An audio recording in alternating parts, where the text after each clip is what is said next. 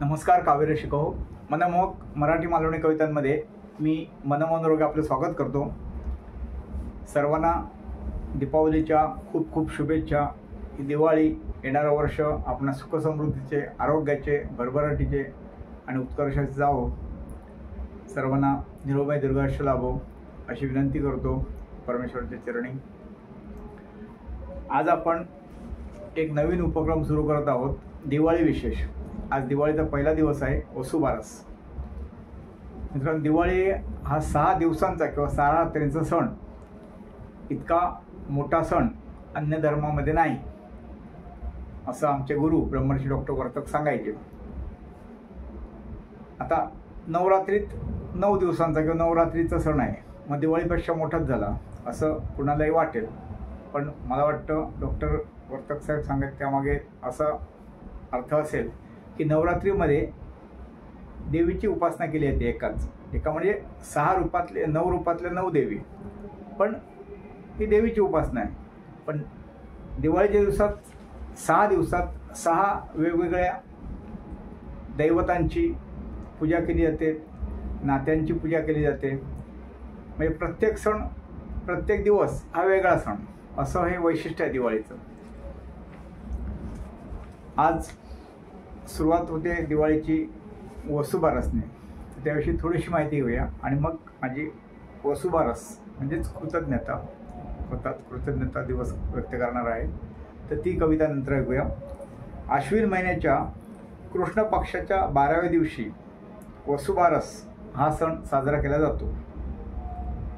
खरे तर दिवाळीसारख्या मोठ्या सणाची सुरुवात वसुबारसने होते. याला गोवत्स द्वादशी असेही संबोधतात.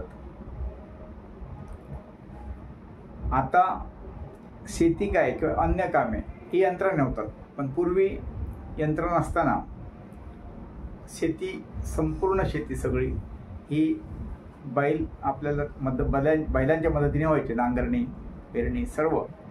आणि जी वाहतूक व्हायची, माल वाहतूक, ती सुद्धा बैलगाडीतूनच व्हायची. त्यामुळे ह्या गोधनाचे आपल्यावर अनंत उपकार आहेत.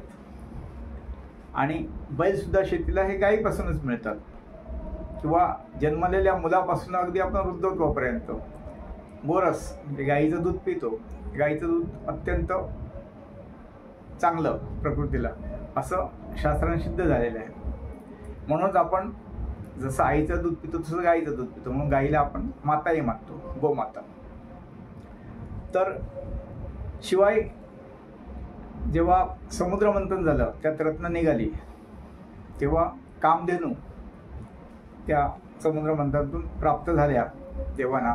त्यातील नंदिनी म्हणून जी कामधेनू आहे, तिचं पूजन, तिच्या स्मरणार्थ हा वसुबारसचा दिवस एक साजरा केला जातो.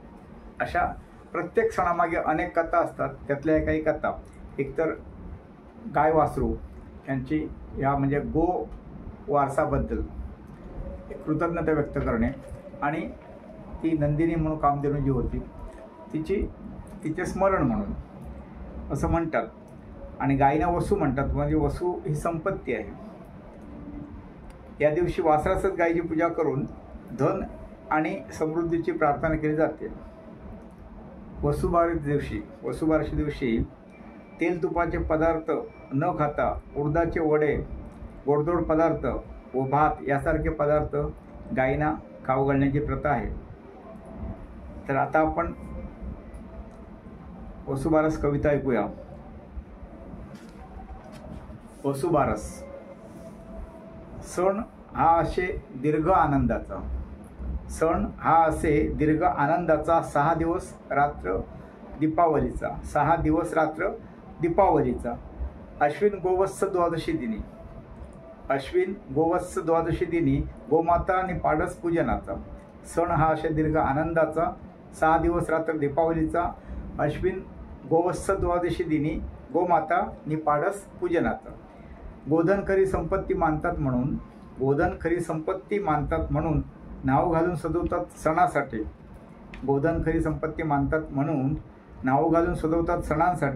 पूजून त्यांना नैवेद्य देतात पुरणपोळीचा. वर्षभर राबतात ती माणसांसाठी. बाळांचे संवर्धन होते उत्तम गोरसाने. बाळांचे सर्व संवर्धन होते. उत्तम गोरसाने शेती वाहतूक होत होती बैलांच्या मदतीने. पूर्वजांनी खरे जाणले महत्त्व गाई म्हैशींचे.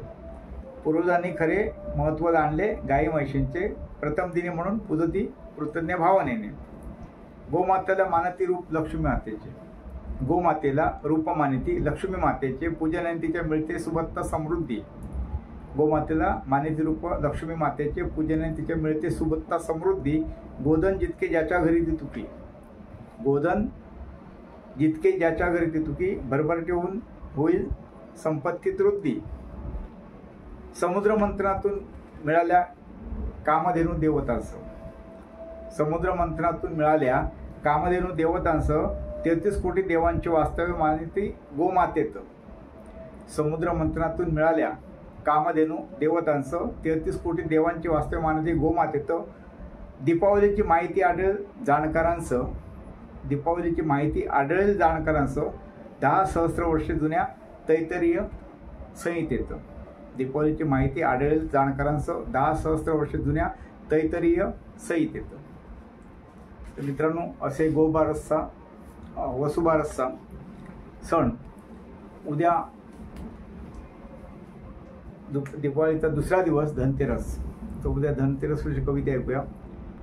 ही कविता आणि माहिती आपल्याला कशी वाटली, आवडली असेल तर लाईक करा. तुमच्या काय सूचना असेल सांगा. आपल्या आप्त मित्रमंडळींना कविता शेअर करा. आणि चॅनलला कोण नवीन असेल किंवा कोणात राहिला असेल नक्की चॅनल सबस्क्राईब करा. आता परत भेटूया आपण उद्या धनतेरस दिवशी.